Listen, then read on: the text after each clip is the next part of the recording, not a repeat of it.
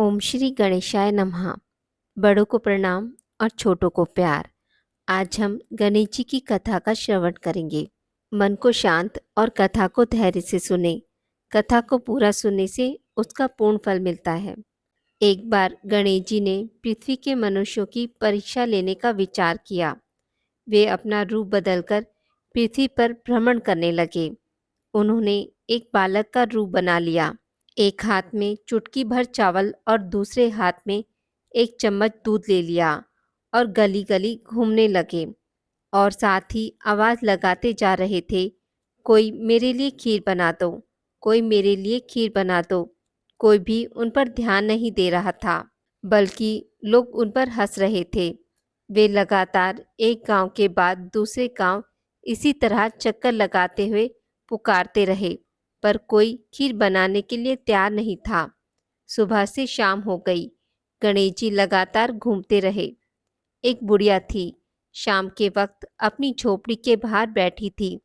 तभी गणेश जी वहां से पुकारते हुए निकले कि कोई मेरी खीर बना दो।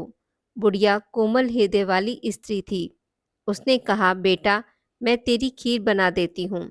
गणेश जी ने कहा, माई अपने घर में से दूध और चावल के लिए बर्तन ले आओ।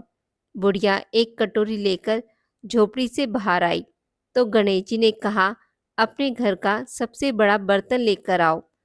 बुढ़िया माई को थोड़ी झुंझलाहट हुई, पर उसने कहा, चलो बच्चे का मन रख लेती हूँ, और अंदर जाकर अपने घर का सबसे बड़ा बर्तन और पतीला लेकर बाहर आई।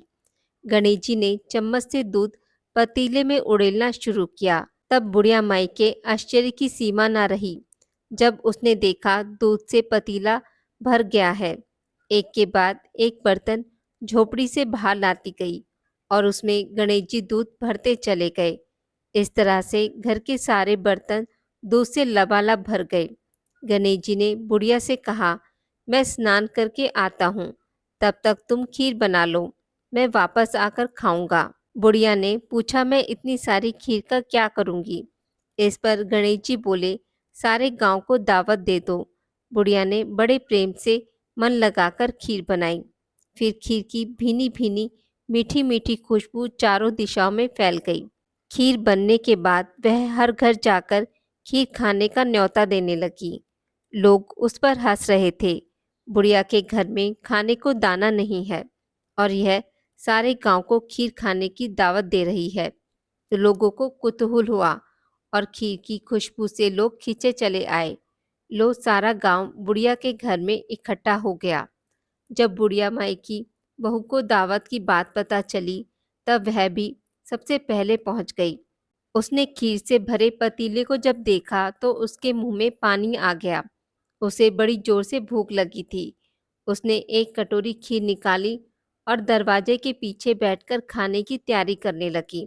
इसी बीच एक छींटा गिर गया और गणपति जी को भोग लग गया और वो प्रसन्न हो गए। अब पूरे गांव को खाने की दावत देकर बुढ़िया अपने घर आई तो उसने देखा बालक वापस आ गया था।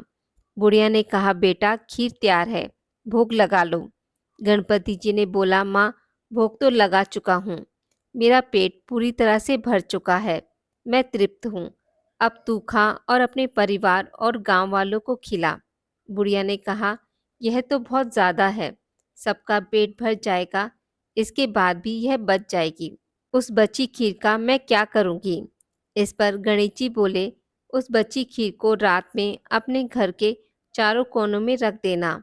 और बुढ़िया ने ऐसा ही किया। जब सारा गांव जी भरकर खा चुका था, तब भी ढेर सारी खीर बच गई। उसने खीर से भरे पात्रों को अपने घर के चारों कोनों में रख दिया। सुबह उठकर उसने क्या देखा, पतीले में खीर के स्थान पर हीरे जवाहरात और मोती भर गए हैं। वह बहुत खुश हुई। उसकी सारी दरिद्रता दूर हो गई। वह आराम से रहने लगी। उसने गणपति जी का एक भव्य मंदिर बनवाया और साथ में एक बड़ा सा तालाब भी खुदवाया। इस तरह से उसका नाम दूर दूर तक प्रसिद्ध हो गया। लोग गणेश जी की कृपा प्राप्त करने के लिए उस स्थान पर पूजा करने और मान्यताएं मांगने के लिए आने लगे। हे गणेश जी महाराज, जैसी कृपा आपने बुढ़िया माई पे की, वैसी सब पर करना। कथा को कहने वाले, सुनने वाले और हुंकारा भरने वालों पे भी करना। बोलिए गणेश जी महाराज की जय।